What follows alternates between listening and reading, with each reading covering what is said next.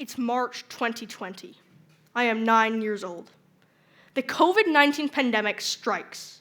My life changes very abruptly. We are told to stay home. We can't go out.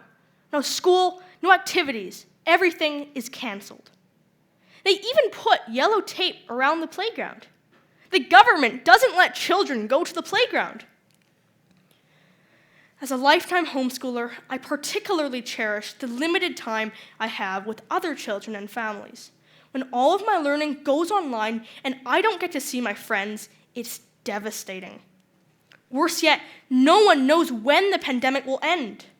I really struggle and suffer from this lack of connection, direction, and purpose. Within a few weeks, I am zoomed out and have literally nothing left to do. My brother and I wrangle, mangle, and strangle each other, much to our mother's irritation. Fortunately for my sanity, my grandparents bought me a grand piano just before the pandemic began. It's very beautiful and has a lovely voice. Since I have nothing else to do and nowhere else to go, I practice my piano. I practice diligently, even when it's so hard I feel like quitting, and I'd much rather do something else. However, being in lockdown actually accelerates my progress. I do everything online: my lessons, recitals, and examinations. My connections with the outside world happen right from my piano room. A few months go by. I wonder, what else can I do? Can I make even more connections with my piano? As I watch the news of the Taliban returning to Afghanistan or wars in Iraq and Syria, I remember people who are forced to flee their homes because of wars, violent forces that seek to silence them, and because their safety is threatened. They run as far as they can to find shelter and refuge. Some of them come to Canada to try to build a new life. I wonder what I can do as a young child in Canada. Is it even possible to help? There are 100 million people in the world that have been forcibly displaced from their homes. This is a major global crisis. What can I do about it? Come to think of it, my grandparents also came to Canada many years ago because they wanted to build a new life. They wanted to live in peace, with dignity. You see, my family and all of the other families on the move share the same goal and a very similar story. That is, someone ran for their life so they could survive.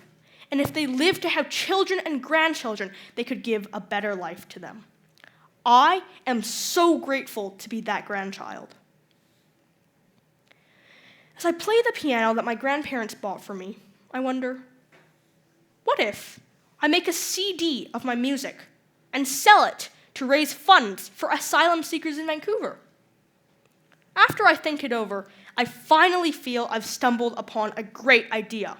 Maybe I can actually do something to help in my very own humble way. So I get to work.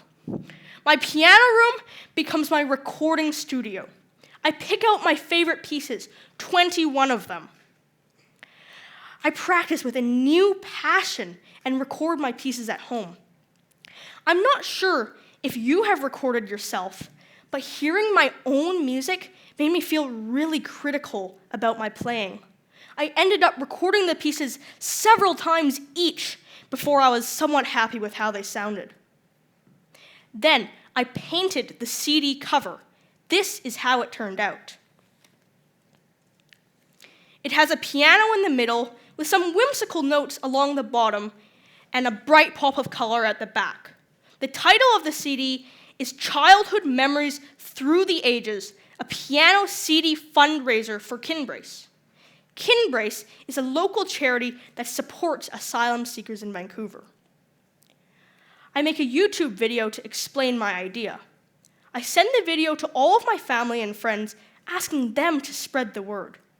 Then I wait quietly at home. Will anyone support my fundraising campaign? Very soon, people actually start to buy the CD, and they tell their friends to buy it too.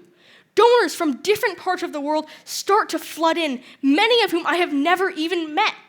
I distribute the CD to people in Canada, the United States, Hong Kong, Japan, and even Australia. My cause resonates with the donors because they get a chance to support immigrant children and families. My idea becomes a platform for other people to contribute. Surprisingly, people start to tell me their own stories of how they, their parents, or their grandparents came to Canada. We all share similar stories, stories of striving for a better future. In the end, the CD raises $25,000 for Kinbrace. It wasn't a perfect piano album, but it was my sincere and dedicated effort to make a small difference in the world in the face of a global crisis. Like many of us, I did not have any purpose in the beginning of the lockdown. Luckily, I went through a paradigm shift to realize that I can make a difference in the world, and I'm so excited to share this idea with all of you. Here is the method, the 4C's. Create, cause, contribute, connect. Create something, pick a cause that you are passionate about, contribute your creative passion to the cause, and connect with other people. I encourage all of you to create. What are you good at? What do you like to do? Are you a musician, an artist, a writer, a coder, or a baker? Maybe you can begin something new. You can do something on your own or connect with a group of friends. Then ask yourself or your group, is there a cause in the world that we want to contribute to? Maybe you want to feed the hungry, support animal welfare, stand up for human rights, encourage sick children, improve mental health, or end homelessness. Regardless of our ages, abilities, and background, we can creatively find connection, direction, and purpose by helping others who are less fortunate than we are. Now, I want to ask you, how will you change the world? If you are feeling trapped in your own circumstances or hopelessly small in a large world, don't forget to remember the 4 C's and start making connections today.